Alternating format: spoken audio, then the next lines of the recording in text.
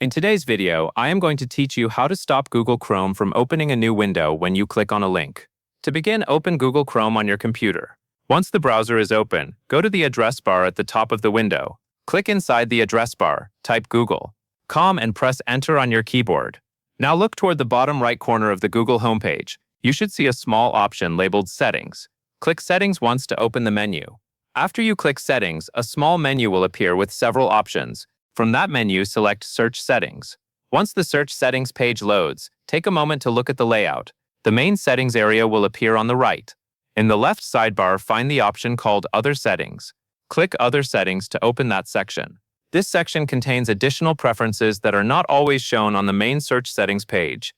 The option we need is located farther down, so you may need to scroll a little. Slowly scroll through the page until you find the section labeled Results in a new window. When you find Results in a new window, look for the switch next to it.